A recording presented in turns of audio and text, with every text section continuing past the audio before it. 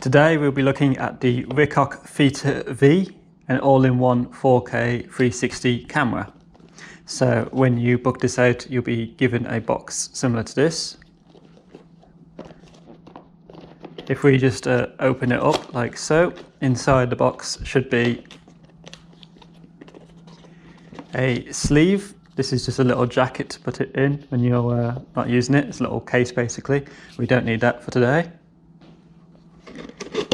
And if we open it up, inside we'll have the unit itself, which is a very simple to use interface, which is basically why I'm doing this video, to guide you through how to use this camera quickly and efficiently.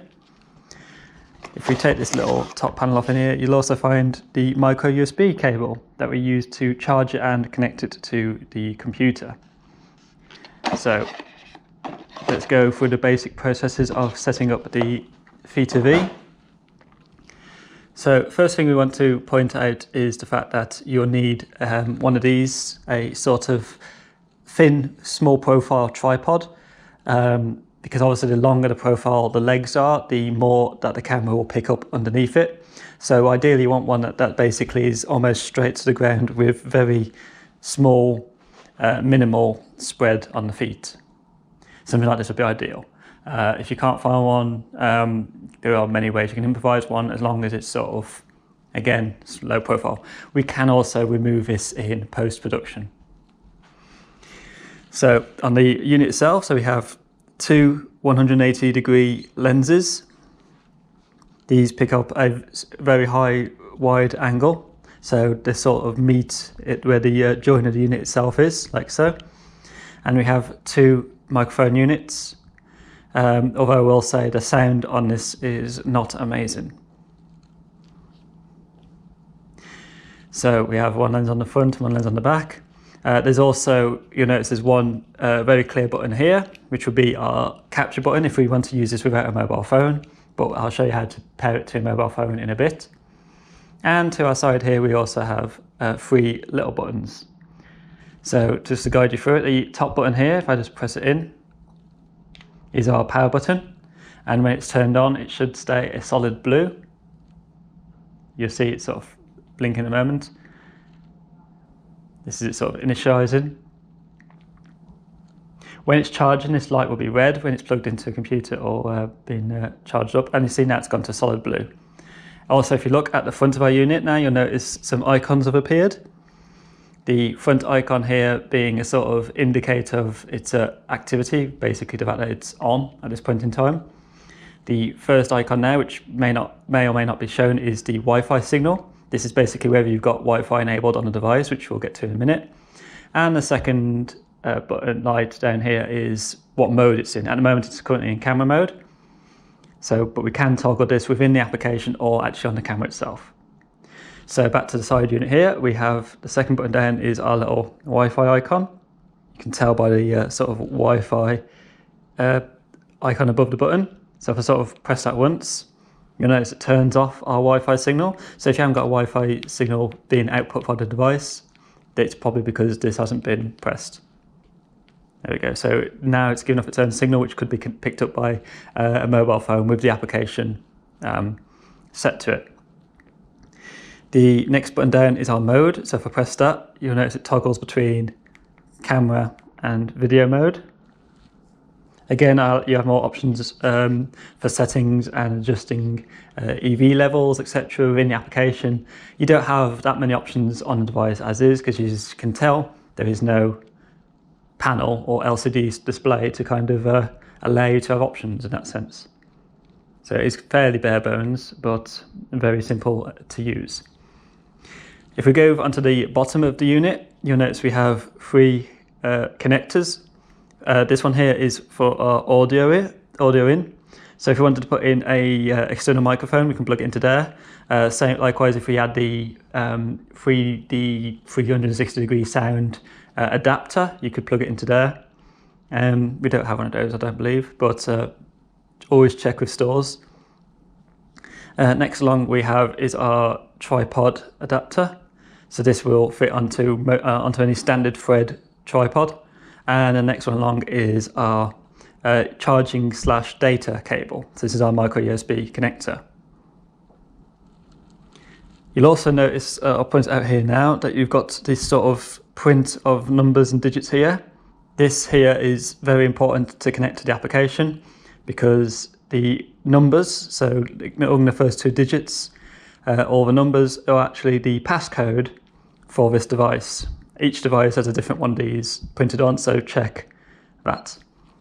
So the first thing I'm going to do is, obviously, I'm just going to attach it to my monopod like so. So I'm just going to screw that in like that, making sure that it is firmly attached. It's not going to fall off at any point. Now, in terms of setting up and using the 360 camera, as it stands at the moment, if we didn't have a mobile phone, we could use this quite actively by sort of setting our mode and then just pressing the button. And there we go, it gives a sound to indicate that it's taken a photo or started recording. But that's not going to be the best way of using it or the most efficient way of using it. So instead, what we need to do really is, if you can, grab a mobile phone and connect to the device. Before we move on to that, I'm just going to quickly talk about positioning. It's very important where you position your camera within your scene. So you want to make sure that it's obviously on a level ground. You notice this is slightly a tilt, but yeah, you want to obviously make sure your tripod is level. You want to ensure that the lenses are pointing to the closest points of distance, i.e. In a room like this, so you can sort of see how this room is sort of quite open and spread out. The furthest distance from the camera to the lenses would be in that corner there, and likewise over there. So it would tend to have the computer would have a better chance of calculating these 2 distances than it would things that are close up, in a sense, because the stitching line would be obviously where the 2 lenses can't see. So it would be the stitching line is here. So what we need to do is we need to make sure that our lenses are pointing at the closest point to where you've positioned it.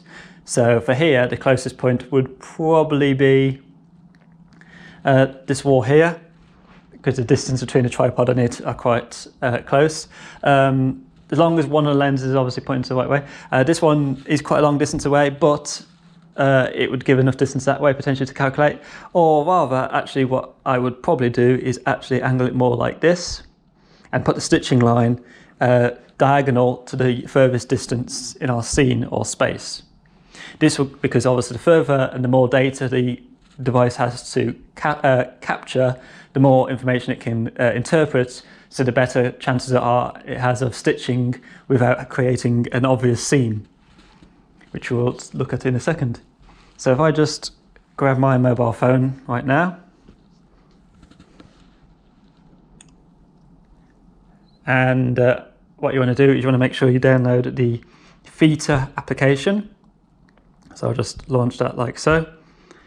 This is the sort of main interface at the time of recording this. So you can see we have device images, cam images, settings, etc. But what I'm going to do is I want to connect to this device. So I need to go to settings, make sure I've obviously updated my firmware, etc. It should all be done for you.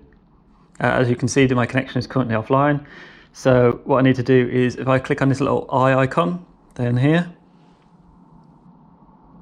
it will try to connect to the camera. So it will say, please check the wireless settings. So I'll press yes. This will take you into your phone's Wi-Fi window. So for me, it's settings. At the moment, it's currently connected to my GoPro. So I need to output it to this device here. Now this basically outputs its own Wi-Fi signal. So like I said earlier, the little code on the bottom is our passcode, and the name of the device will be always Theta, and then the basically the code on the bottom. So if I just click on that, it will try and connect. It will sometimes fail to pick up. This tends to be more prevalent in areas where you've got competing Wi-Fi signals. So as you see, it says internet may not be available. That's fine, because I don't actually want an internet connection from it. I just want it to talk to it. So if I go back to my Theta app, and I've basically pressed on the eye, you'll now notice I have basically captured and connected to the camera, so I can see what it sees. You'll notice it's glitching out. It does tend to do this on some phones and some devices. I wouldn't worry too much about it. It's just basically the signal picking up and dropping out frequently. But it won't do that in the actual recording. It's just doing it for sort of as a remote view. So what I want to do is I want to zoom in. So I'm just going to pinch and zoom. I can also change the mode of how I see my scene. So if I toggle this button down here, you can change the different modes. So this is a sort of 2D perspective. This is how it would look if you bring it into something like After Effects or Premiere. And then it would obviously be wrapped in a 360 viewer. I can also toggle it to a 360 view like so. You'll also notice I have some options down here at the bottom. So I have the option to adjust whether HDR is on or off. I can change my EV levels. If I press on settings up here, I can also change the shooting method, whether it shows me a view after it's taken the image or video, and also just the volume and image size. The device has 16 gigs internal memory. There's no way to expand that. And it also, battery-wise, lasts roughly about an hour, 2 hours per charge. It's not the most amazing battery. So I'm just going to show some of the camera modes. So we've got normal shooting, interval shooting, timer, and multi-bracket. If we go and change it to video mode, so I can press on that button there and it will change the mode on the camera to video. And you'll notice again, we've got some more options. So if I go to settings here, it now has other options, so I can adjust the codec. Obviously I can't on the phone, but you can adjust the codec on some devices in a sense. I can adjust the maximum amount of time it records, how much the microphone's picking up, whether it stitches together during the shooting or post-shooting. And again, obviously the video size, etc, etc. So with all the settings correct, I want to pan around my scene and make sure that I don't see any obvious stitching line. So you can sort of see down here, this is where the stitching line is. So if I zoom in, and you can see there's a little bit of duplication there. So if I just do minor adjustments, you want to do very, very tiny, small adjustments. If you're in a room like this, I want to check the roof, because you can see here, we've got a bit of a disjunction between the stitch line. I'm not going to worry about that for now. And I'm just going to check the other opposite end, and again, make sure there's no duplications going on. Again, remember, this is just a preview mode of what it's seeing, so I can walk around it like this, like that. So once I've got everything how I want it to be, I just simply hit the record button. The preview now turns off to basically, because it can't render it whilst previewing it to you. So you can sort of see as we walk around it, it's recording.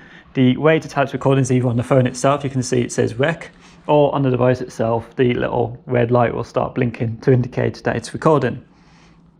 I can simply press stop on the phone, or I can press the button here to stop and save the recording.